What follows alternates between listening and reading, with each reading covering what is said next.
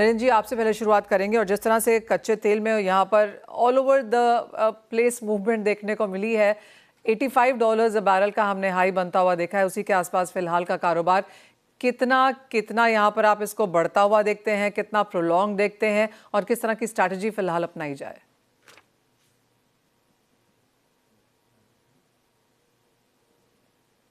क्योंकि वहां पर लगभग आज की तारीख में 700 टैंकर फंसे हुए हैं। उनमें से बहुतों में जो है वो तेल है, किसी में एलएनजी है, और वो उसको क्रॉस नहीं कर पा रहे हैं। तो नतीजा ये है कि जो मार्केट सेंटिमेंट्स हैं वो बहुत खराब हो चुके हैं और कीमत ऊपर जा रही है। दूसरी तरफ हमने चाइना का देखा है कि चाइना का रवैया थोड़ा इस तरीके का है कि हालांकि उनके पास बहुत तेल, उन्होंने जो है पिछले 1 साल हमने लगातार देखा कि वो स्टोर कर रहे थे और होर्डिंग कर रहे थे। 1 मिलियन बैरल तेल, कच्चा तेल डेली, रोजाना, या तो कॉमर्शियल होर्डिंग कर रहे थे या स्ट्रेटेजिक रिजर्व्स में होर्डिंग कर रहे थे। अगर वो चाहें तो उसको रिलीज कर सकते हैं और मार्केट की जो कीमतें थोड़ा कम हो सकती हैं। लेकिन लोगों का दावा है कि चाइना ऐसा नहीं कर रहा है, जिससे कि ट्रम्प साहब पर प्रेशर बने और वो युद्ध को जल्दी खत्म करे ईरान को लेके, क्योंकि ईरान में चाइना का जो स्टेक्स बड़े हाई है और इन्वेस्टमेंट भी बहुत हाई है। दूसरी तरफ अमेरिका कोशिश कर रहा है फ्रांस के साथ मिल करके कि वहां पे स्ट्रेट ऑफ हॉर्मुज को खोला जाए। ओमान की तरफ से अगर आप देखें तो यह है कि अगर 8 किलोमीटर या 10 किलोमीटर का चैनल खोल दिया जाता है नेवी के तहत, मतलब अमेरिका की नेवी, आसपास की और नेवी, फ्रांस की नेवी मिलके उसको करें और एक तरीके से सिक्योरिटी प्रदान करें, जिससे टैंकर्स का मूवमेंट जो है आना जाना शुरू हो जाए। अमेरिका की तरफ से कोशिश हो रही है, फ्रांस ने भी इसकी बातचीत करी है, लेकिन हमने देखा कि अमेरिका ने ईरान का जो एक नेवल जहाज है वो इंडियन ओशन में उसको डुबो दिया। अब उसके बाद ईरान का रवैया क्या रहेगा ये देखने वाली बात होगी। तो लेकिन अभी सब कुछ जो है वो सिर्फ बातें हैं, जब तक कि स्ट्रेटेजिक जो है वो पैसेज नहीं वहां पर बन जाता, जिसको अमेरिकन नेवी या पश्चिम की नेवी या इजराइल की नेवी या सऊदी अरब की नेवी उसको सिक्योर एक पैसेज नहीं देती जिससे टैंकर्स का आवागमन शुरू हो सके, तब तक बड़ी मुश्किल होने वाली है। एलएनजी का उत्पादन भी कतार ने रोक दिया है। अगर उसका दोबारा शुरू भी करेगा तो 2 हफ्ते का टाइम लगेगा, फुल कैपेसिटी पहुंचने में तो जो है वो 1 महीना लग जाएगा। तो अभी सारा फोकस इस बात पे है, जो अमेरिका कह रहा है, जो अमरीकी फ्रांस के राष्ट्रपति कह रहे हैं कि एक सिक्योर पैसेज जो है जल्दी बना दिया जाए। जब तक वो नहीं बनता कीमतें ऊपर जाती रहेंगी। मार्केट में बहुत ज्यादा इसमें स्ट्रेस है इस समय, और कोई ताज्जुब की बात नहीं होगी, आपने कीमत का जिक्र किया, लेकिन आज के जो हालात हैं, आज जो लैंडस्केप है, कल का छोड़ दीजिए, आज की तारीख का, उससे तो मुझे लगता है कि तेल कहीं ना कहीं $100 की तरफ जा रहा है, $100 पर बैरल की तरफ जा रहा है, क्योंकि कोशिश होगी एक सिक्योर पैसेज बना लिया जाए स्टेट ऑफ हॉर्मुज में। देखना होगा उसके बाद ईरान का रवैया क्या होता है और कितनी जल्दी वो बन पाता है, सब उस पर डिपेंड करेगा। अगर वो जल्दी नहीं बनता है और मूवमेंट जो है इसी तरह डिसरप्टेड रहता है तो सप्लाई डिसरप्शन भी होगा और कीमतें $100 पर बैरल की दिशा में चलना शुरू हो जाएंगी। नरेंद्र जी, आपने कहा $100 यहाँ पर जा सकता है, वो किन हालात में यहाँ पर जाएगा? अगर ये कि स्ट्रेट हॉर्मुज लंबा यहाँ पर बंद होता है, ज़्यादातर बाज़ारों का यही मानना है कि हफ्ता 10 दिन ये झेला जा सकता है। उसके बाद काफ़ी हद तक अक्रॉस मार्केट्स, अक्रॉस सेक्टर्स, चाहे वो कच्चा तेल है, गैस है, मेटल्स हैं, केमिकल्स हैं, काफ़ी जगह में एक रिपलिंग इफेक्ट फिर आता हुआ नजर आएगा। मनीषा, अगर 7 दिन के अंदर, आने वाले 7 दिनों के अंदर या तो स्टेट ऑफ हॉर्मुज को पार्शली खुल जाए, वो उसको सिक्योरिटी दें अमेरिका की नेवी या सऊदी अरब की नेवी या फ्रांस की नेवी, जिससे चैनल खुल जाए, जिससे आवागमन शुरू हो। अगर ऐसा नहीं होता और दूसरी तरफ अमेरिका या चाइना अपने जो रिजर्व्स हैं वो ऑयल मार्केट में नहीं डालते, या रशिया के पास जो रिजर्व है वो भी जनरसली उसको मार्केट में नहीं डालता, तब फिर जो है ये मुझे तो मुश्किल नजर आता है। अगर 7 दिन के अंदर या तो इस बात के संकेत आ जाए कि ईरान अमेरिका बातचीत करने को राजी हो गए हैं, या ये है कि कहीं ना कहीं जो है युद्ध जो है थोड़ा थमने लगे, और या फिर ये है कि जो पैसेज है स्टेट ऑफ हॉर्मुज का वो खुल जाए, और चाइना जो अपना ऑयल जो है जो उसने रिजर्व कर रखा है, इतनी जबरदस्त होर्डिंग उसने कर रखी है, 1 मिलियन बैरल्स पर डे किया है पिछले 365 दिन में, तो कितना तेल है आप अंदाज लगा लीजिए उनके पास। अगर वो चाहें तो मार्केट का स्ट्रेस काफी ईज कर सकते हैं, लेकिन वो नहीं करेंगे, उसको यूज कर रहे हैं एक राजनीति की तरह, जो समझने वाली बात है, क्योंकि ऑयल तो हमेशा पॉलिटिक्स होता है। तो मुझे ऐसा लगता है कि अभी जो है ये, अगर ऐसा कुछ नहीं होता है तो फिर $100 पर बैरल की तरफ ये, और एलएनजी जो भारत के लिए भी बड़ी अहम है, क्योंकि भारी मात्रा में हम एलएनजी इंपोर्ट करते हैं और उसमें से बहुत ज्यादा कतार से आती है, उसकी जो कीमतें हैं वो बड़ी दिक्कत करने वाली है जापान के लिए, चाइना के लिए, बांग्लादेश के लिए, पाकिस्तान के लिए, और ऑफ कोर्स भारत के लिए, सबके लिए दिक्कत करने वाली है।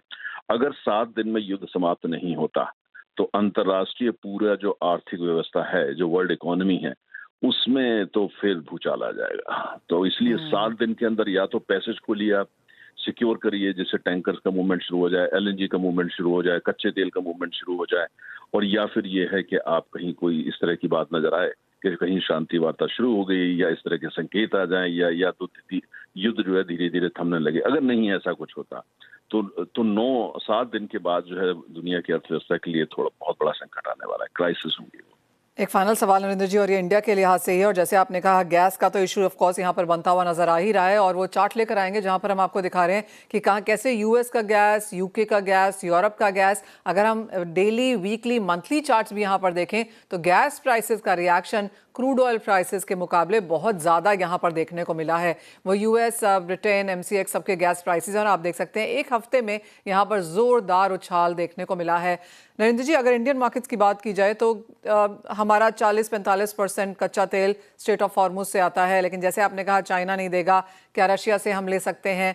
इंडिया डाइवर्सिफाइड है लेकिन उसके बावजूद भी बहुत स्ट्रांगली डिपेंडेंट है स्ट्रेट पे। किस तरह से इंडियन मार्केट्स को यहाँ पर अगले हफ्ते 10 दिन में, एक महीने में पैन आउट होता हुआ देखेंगे ऑयल एंड गैस दोनों के लिहाज से? देखिए, भारत के पास एक अच्छा विकल्प जो है रशिया है। रशिया ने पेशकश भी कर दी है कि वो अपना तेल देने को तैयार है, और जो है कहीं ना कहीं अमेरिका ने जो रोसनेफ्ट जिसके खिलाफ उसने सैंक्शन लगा रखा है, जर्मनी में उनकी जो रिफाइनरी है उनको जो है अनलिमिटेड टाइम के लिए एग्जेम्प्ट कर दिया कि कोई बात नहीं, करिए आप। तो मुझे लगता है कि और देशों के लिए वो एग्जेम्पशन जल्दी आ जाएगा, और उसके बाद हम देखेंगे कि भारत वैसे भी जो है रूस से ज्यादा तेल लेता है। एलएनजी जो है रशिया सरप्लस है, उनके पास बहुत एलएनजी है, हम चाहे तो उनसे भी लेके आ सकते हैं। एलएनजी की मार्केट, तेल की मार्केट फ्रेगमेंटेड नहीं है, लेकिन एलएनजी की मार्केट बहुत फ्रेगमेंटेड, हेवीली फ्रेगमेंटेड है। अलग जगह जगह की अलग अलग कीमतें हैं, लेकिन भारत के जो रूस से संबंध है वो अच्छे हैं।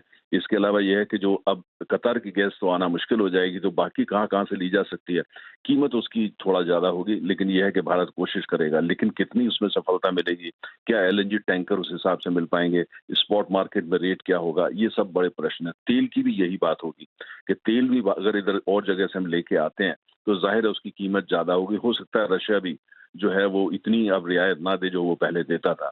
और दूसरी तरफ यह है कि स्पॉट मार्केट से आप एलएनजी लेते हैं या और जगह से एलएनजी लेते हैं, तो उसकी कीमत और जो चार्टर रेट है और इंश्योरेंस रेट जो शिप्स के होते हैं, वो सब भी एक बड़ी चुनौती आएगी। तो फिलहाल जितनी भी 4 बड़ी इकोनॉमी है जो हेवीली डिपेंडेंट है इंपोर्ट्स पे, सबसे बड़ी जापान है, 90% डिपेंडेंट है, उनके लिए बहुत बड़ी चुनौती, लेकिन वो डेवलप्ड इकोनॉमी है। चाइना, उनके पास तो होर्डिंग बहुत जबरदस्त है। कोरिया, उनके लिए भी बड़ी चुनौती, लेकिन भारत के लिए सबसे ज्यादा बड़ी चुनौती, क्योंकि ना तो हम डेवलप्ड इकोनॉमी है और ना ही हमारे पास इतने साधन होते हैं। तो इसलिए कुल मिला के हमारे पॉलिसी मेकर्स के लिए, हमारी ऑयल कंपनीज के लिए, हमारी एलएनजी कंपनीज के लिए, अगर 7 दिन में सब कुछ थोड़ा सा नॉर्मल नहीं होना शुरू हो जाता, या जिसको बोलते हैं कहीं पे जो है सूरज की किरण नहीं दिखती है, तो मुझे लगता है कि हमारे लिए 7 दिन के बाद थोड़ा चुनौती बड़ी हो जाएंगी, और उसी हिसाब से हमारी अर्थव्यवस्था, इंपोर्ट्स, प्राइस और सबकी तरफ हमको ध्यान देना पड़ेगा। लेकिन पूरी दुनिया के लिए 7 दिन में अगर कुछ नहीं होता तो मुझे लगता है कि चुनौतियां बढ़ जाएंगी। कोई स्टेट ऑफ हॉर्मुज जो है, वो स्टेट ऑफ हॉर्मुज एक ऐसा चोक पॉइंट है जो खाली वो ऑयल के लिए चोक पॉइंट नहीं है या एलएनजी के लिए चोक पॉइंट नहीं है, वो ग्लोबल इकोनॉमी का चोक पॉइंट है। ये हमको ध्यान में रखना चाहिए। नरेंद्र तनेजा जी, एज ऑलवेज बहुत शुक्रिया साथ जुड़ने के लिए। तो क्लियरली काफ़ी सारी चिंताएं फिलहाल यहाँ पर मार्केट्स में हैं, और crude at the base of it all है। आपको ये भी बता दें कि ज़्यादातर कमोडिटीज़ में 15 से 20% लॉजिस्टिक्स कॉस्ट होती है, और वो एब्सोल्युटली यहाँ पर बढ़ती हुई नजर आ रही है। सिर्फ क्रूड नहीं, इसका एक रिपल इफेक्ट हमने सुपर टैंकर्स पे, वेसल्स पे, फ्रीट रेट्स पे सब जगह आता हुआ देखा है। और वो ऑफकोर्स इन्फ्लेशन के तौर पर, चाहे वो एग्री केमिकल्स हैं, फर्टिलाइजर्स हैं, सभी तरफ बनता हुआ नजर आएगा भी। आपकी स्क्रीन पे आप देख सकते हैं करीब 4% की तेजी यहाँ पर कच्चे तेल में फिलहाल भी बनती हुई नजर आई है। अजय, आप कैसे देखते हैं क्रूड को? 7100 के ऊपर के लेवल्स फिलहाल यहाँ पर हैं। ट्रेडिंग के लिहाज से क्या करना चाहिए, और एक short term, medium term strategy क्या बनेगी? नमस्ते मनीषा जी, आपको और सभी दर्शकों को होली की शुभकामनाएं। क्योंकि अभी 2 दिन से होली ही चल रही है, लेकिन जिस ढंग से दिवाली हम बोल सकते हैं मिडिल ईस्ट में चल रही है, तो काफी कंसर्न, और कंसर्न जब भी होता है तो कच्चा तेल सबसे इंपॉर्टेंट होता है। तो हमने देखा कि मंथली चार्ट पे काफी समय से ये डाउनवर्ड स्लोपिंग बना था, एक ब्रेकआउट की उम्मीद थी। जो $72 के ऊपर ब्रेंट जो तोड़ा है, टेक्निकली लग रहा है कि ये 88 से लेकर 92 के जोन में जा सकता है। जैसे तनीजा जी ने भी कहा कि ये इंपॉर्टेंट है कि ये एस्केलेशन कब तक बढ़ता है। देखिए, रशिया, अगर हमने सैंक्शंस आते हुए देखे, बट हमारे पास दूसरे रूट्स ओपन थे, बट स्ट्रेट ऑफ हॉर्मुज एक ऐसा लोकेशन है जहाँ पे 20% ग्लोबल सप्लाई भी इम्पैक्ट करती है। तो मुझे लगता है technically unless and until prices अब $77-78 के नीचे नहीं जाता है, ऊपर में मुझे लगता है $90-92 तक का लेवल दिखेगा। डोमेस्टिक मार्केट में रुपए की गिरावट काफी इंपॉर्टेंट हो जाएगी और उसी के चलते एमसेक्स पे भी हम देख रहे हैं कि 7200 का एक छोटा रेजिस्टेंट अगर ये टूटता है तो 7800 तक का लेवल भी दिखा सकता है। नेचुरल गैस में भी हमने इसका मूव आते हुए देखा, लेकिन यूरोपियन नेचुरल गैस में जहाँ पे एक ही दिन में 38% का बड़ा जंप आया है, यूएस अभी भी स्टेबल है, बट इसका असर मुझे लगता है अगर कच्चा तेल बढ़ता है तो नेचुरल गैस, तो पूरे एनर्जी पैक के अंदर टाइमिंग जब तक ये एस्केलेशन चल रहा है तब तक मुझे लगता है कि प्राइजेस सपोर्टेड है। बट ये भी ध्यान रखिए, थोड़ा भी डी एस्केलेशन की न्यूज, जैसे कल एक न्यूयॉर्क टाइम्स से कुछ अपडेट्स आ रही थी, इमीडिएटली हमने कच्चे तेल में गिरावट भी आती हुई देखी है। तो आई थिंक कच्चा तेल एज ऑफ नाउ तो पॉजिटिव ट्रेड कर रहा है 7800 के लिए। स्टॉप लॉस जो रहेगा 6800 का रहेगा। यानी कि तेजी यहाँ पर बरकरार रह सकती है। अजय, नेचुरल गैस में क्या करने की यहाँ पर राय है? बिकॉज अच्छी खासी बढ़त यहाँ पर यूएस में अक्रॉस कंट्रीज देखने को मिली है और जैसे तंजा जी कह भी रहे थे कि यहाँ एक बड़ी चिंता देखने को आ सकती है। बिल्कुल, देखिए अभी हम विंटर्स हमारे खत्म हो गए हैं, लेकिन विंटर्स अगले विंटर्स के लिए जो स्टॉकिंग होनी है वो जनरली हम देखते हैं मार्च अप्रैल में, अप्रैल मई जून में होती है।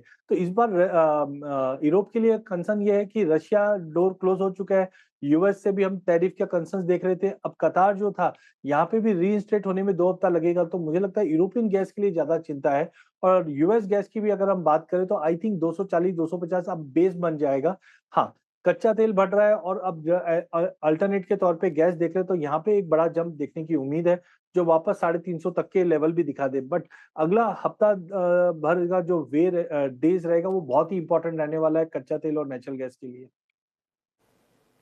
सोना आपकी स्क्रीन पे लेके आएंगे क्योंकि यहाँ पर जोरदार उठापटक है और ये बात हम अदरवाइज भी करते ही रहे हैं अजय कि एक सेफ हेवन जो सोने चांदी में देखने को मिलना चाहिए था वो इनिशियली तो आया, नीजोक रिएक्शन के तौर पर तो आया, लेकिन उसके बाद नहीं।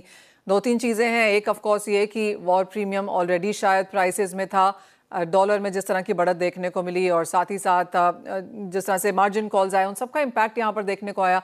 लेकिन कैसे देखते हैं आप करंट लेवल से अब सोने चांदी में क्या मूव्स लेकर चलना चाहिए?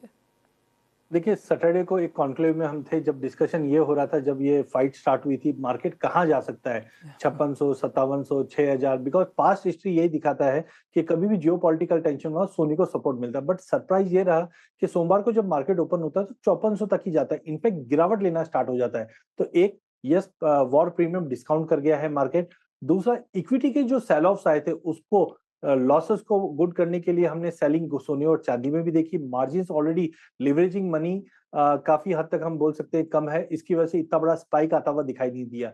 बट अभी भी टू अर्ली टू से राइट नाउ, जब तक 5000 के नीचे का क्लोजिंग नहीं आता है मुझे नहीं लगता है कि बड़ा कोई थ्रेट है। इमीडिएट रेंज मुझे लगता है 5000 से $5400 का रहेगा। एमसीएक्स पे भी अगर हम देखें तो 156 से लेकर 170 का एक ब्रॉडर रेंज रहेगा। तो एज ऑफ नाउ शॉर्ट की सलाह नहीं है बिकॉज अभी भी ऑनगोइंग टेंशन चल रहा है। बट ये जरूर है अगर डी एस्केलेशन की कोई भी स्टेप्स आते हैं तो गोल्ड में हमने ये चीज देख लिया कि अपसाइड प्राइजेस टिक नहीं पा रहा है, तो डी एस्केलेशन की न्यूज पे एक बड़ा फॉल जरूर आ सकता है। तो टाइमिंग मुझे लगता है 5000 से लेकर 5400 का ही रेंज गोल्ड में होना चाहिए। चांदी में हमने स्ट्रॉन्ग रिजेक्शन देखा $95 का, सामने एक्सपायरी भी थी, संगाई दुबई यहाँ पे प्रीमियम भी ट्रेड कर रहे थे जो दर्शाता कि सप्लाई कंसर्न्स है। पर मुझे लगता है जब तक प्राइसेस $76 के ऊपर मेंटेन है, 76 से लेकर 89 का एक ब्रॉडर रेंज रहेगा। टाइमिंग सोने चांदी में थोड़ा सा अवॉइड कीजिए बिकॉज लड़ाई चल रही है और सोना चांदी नीचे है, तो ये चीज तो कंफर्म है वॉर प्रीमियम अब एब्जॉर्ब हो चुका है, तो नई ट्रिगर का वेट करना चाहिए। ओह एब्सोल्युटली, इवन 6 दिन से यहाँ पर लड़ाई है और कुछ भी एस्केलेशन की चिंताएं लगातार बनी हुई हैं, उसके बावजूद भी सोने चांदी में यहाँ पर तेजी नहीं बल्कि मुनाफा वसूली और गिरावट के साथ कारोबार है। मेटल्स की बात करेंगे अब अजय, और एल्यूमिनियम एक आउट परफॉर्मर है यहाँ पर। ऑफकोर्स 8 से 10% एल्यूमिनियम यहाँ पर मिडल ईस्ट रीजन से आता है जिसके ऊपर काफ़ी चिंता है। फोर्स मेजोर्स की बातचीत है, शटडाउन्स हमने आते हुए देखे हैं, ना सिर्फ माइनिंग में बल्कि स्मेल्टिंग में सीधा असर यहाँ पर एल्यूमिनियम का बेस्ट परफॉर्मिंग मेटल है इस साल का, इस महीने का, और पिछले एक हफ्ते में 5.5% की तेजी के साथ कारोबार। क्या करने की राय है? कॉशियसली बाय करके चलिए। पूरे बेस मेटल में मुझे लगता है एल्यूमिनियम, जैसे पहले हम कॉपर को देख रहे थे, अब एल्यूमिनियम क्योंकि सप्लाई साइड कंसर्न्स है, तो अनलेस एंड अनटिल प्राइजेस $3000 के ऊपर एलएमई पे टिका हुआ हो सकता है हम 3450 से 3500 का लेवल भी देखें। बट ये टेम्पररी जंप रहेगा। जो डोमेस्टिक मार्केट पे 330 पे लीजिए, 325 का स्टॉप लॉस लगाइए, 340 का टारगेट रहेगा। बट ध्यान रखिए जिस ढंग से चाइना के नंबर्स खराब आए, हमने प्रेशर कॉपर पे बिल्ट होते हुए देख रहे हैं। तो कॉपर में आप ध्यान रखिए 1220 का लेवल जब तक ब्रीच नहीं करता है, ठीक है, short term long term definitely copper के लिए अच्छा है, बट इमीडिएटली मुझे लगता है जब तक 1220 के ऊपर कॉपर नहीं जाता है, नीचे में 1180 का एक फॉल बैक आ सकता है। तो कॉपर में बिकवाली कीजिए 1208 पे 1220 के स्टॉप लॉस से, नीचे में 1180 तक का टारगेट मिल जाएगा। जबकि कैवेट ये है कि एल्यूमिनियम को लेकर चलना है, कॉपर को बेच के चलना है। ऑल राइट, साथ ही साथ रुपया कैसे देखेंगे, क्योंकि कल के ऑल टाइम लोज के बाद और जिस तरह से आरबीआई ने लेवल्स को डिफेंड किया है, एक रुपए में जोरदार उछाल देखने को मिला है। आज 92 के लेवल के तो ऊपर आया ही है रुपया, लेकिन साथ ही साथ हमने 91.63 आपकी स्क्रीन पे फिलहाल, तो 52 पैसे की तेजी के साथ कारोबार। यहाँ पर क्या लगता है, क्या रेंजेस बन सकती हैं, और जिस तरह की चिंताएं हैं ना सिर्फ भारतीय बाजारों में बल्कि ऑल ओवर रीजन में, क्योंकि सारी एशियन करेंसीज में गिरावट है। देखिए डेफिनेटली आरबीआई के इंटरवेंशन की वजह से प्राइजेस थोड़े बहुत अभी सपोर्ट दिख रहे हैं, बट मुझे लगता है एक तरफ डॉलर इंडेक्स का 99 का लेवल आना, दूसरी तरफ हम देख रहे हैं कच्चा तेल का बढ़ना, ये कहीं ना कहीं रुपए के लिए अच्छा नहीं है। हो सकता है इंटरवेंशन के चलते हम 91.45 91.50 का लेवल देख ले, बट मुझे लगता है कि अगर अगेन ये एस्केलेशन अगर बढ़ता है तो वी आर हेडिंग टुवर्ड्स 92.74 जो अगला रेजिस्टेंट है। तो आई डोंट थिंक कि यहाँ से रुपए में कोई रिलीफ मिलेगा, क्योंकि डॉलर में भी तेजी बनी हुई है, और साथ में कच्चे तेल भी अगर एलिवेटेड लेवल पे अगर $70 के ऊपर ब्रेंट कंटिन्यू होल्ड भी कर जाता है, क्योंकि पिछले साल हमने 70 के नीचे के ही लेवल देखे थे। तो यहाँ पे मुझे लगता है कि कच्चे तेल की वजह से पेट्रोल डीजल में इम्पैक्ट पड़ेगा, और उसका इम्पैक्ट हम इन्फ्लेशन पे भी बढ़ते हुए देखेंगे। तो आई थिंक रुपया थोड़ा मुझे लगता है 92-74 तक का लेवल अगले महीने भर का अगर व्यू लेके चलते हैं, क्योंकि ईयर एंड भी है तो डॉलर की डिमांड बढ़ जाती है वैसे भी। ऑल राइट, तो ऑफ कोर्स कंसर्न्स यहाँ पर आती हुई मार्केट्स में, और रुपए की जहाँ तक बात है, जब तक आरबीआई का सपोर्ट है तब तक हमने थोड़ी सी बढ़त आते हुए देखी है, लेकिन ओवरऑल ट्रेंड यहाँ पर मंदी का ही है। अजय एज ऑलवेज बहुत शुक्रिया साथ जोड़ने के लिए, तमाम कमोडिटीज एंड करेंसी पर भी अपनी राय देने के लिए। और इसी के साथ एक ब्रेक का समय है, लौटेंगे और लेकर आएंगे बॉन्ड स्ट्रीट।